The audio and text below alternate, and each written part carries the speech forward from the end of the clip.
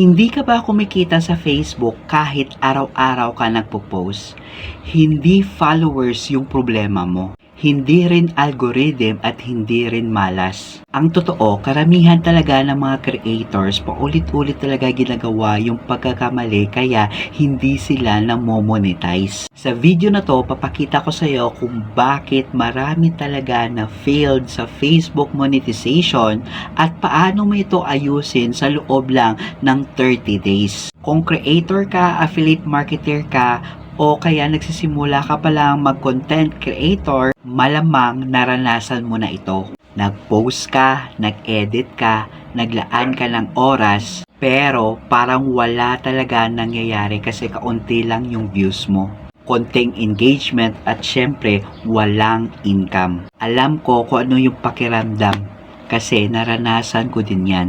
Pero nang naintindihan ko na yung pagkakamali yung ginagawa ko is nagbago ang lahat. Kaya pag-usapan natin yung tatlong pinakamalaking dahilan kung kaya hindi ma-monetize yung karamihan sa Facebook. Unang pagkakamali is magpo-post lang ako basta may i-post lang. Marami talagang creators na gumigising tapos iniisip ano kaya i-post ko ngayon? At doon talaga nagsisimula yung problema. Kasi yung ginagawa nila is random post, random yung content, random yung audience, kaya random din yung resulta. Kapag walang strategy yung content mo, hindi alam ni Facebook kung kanino ito ipapakita yung post mo or yung content mo. At hindi rin alam ng audience mo kung bakit kanila sundan. Halimbawa, ngayon, tungkol sa motivation, bukas tungkol sa pagkain, kinabukasan tungkol sa AI. Nalilito yung audience mo at syempre nalilito din yung algorithm. Now, paano natin i-fix ito? Very simple lang, gumawa ka lang ng simple content. Hindi mo kailangan ng complicated system. Kailangan mo lang ng tamang plano. Halimbawa, Monday, tips. Tuesday, story. Wednesday, tutorial. Thursday, mistakes to avoid. Friday, success story.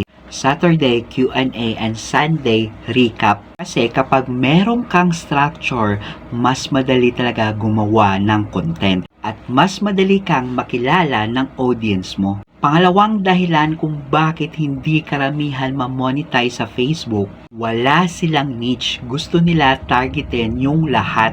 At kapag targetin mo yung lahat, wala ka talagang matatamaan. Halimbawa, kung ang tao interesado talaga sa Facebook monetization at nakita nila yung content mo tungkol doon, syempre magfa-follow sila. Pero kinabukasan puro basketball naman, malamang mawawala talaga yung interest nila. Now, paano mo naman ito ma-fix yung second problem mo?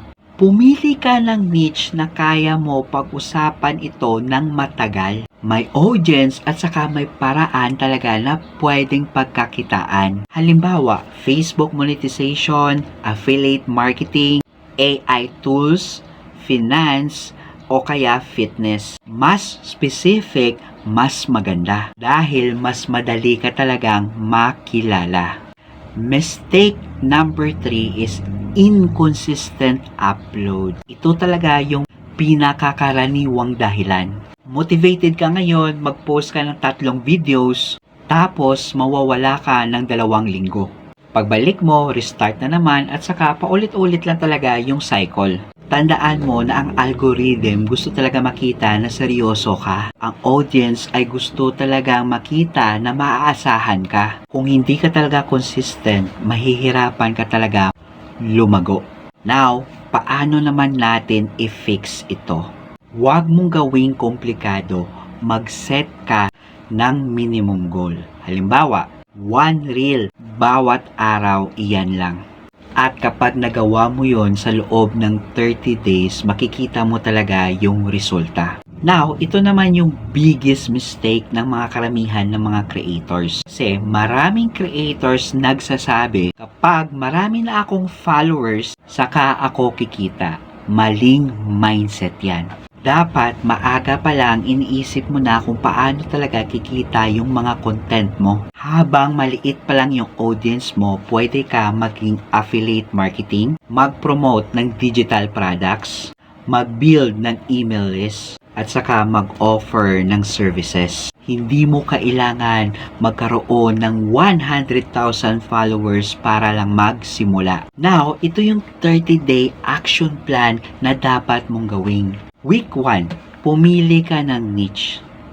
Ayusin mo yung profile mo at saka magplano ka ng content. Week number 2, mag-post ka araw-araw.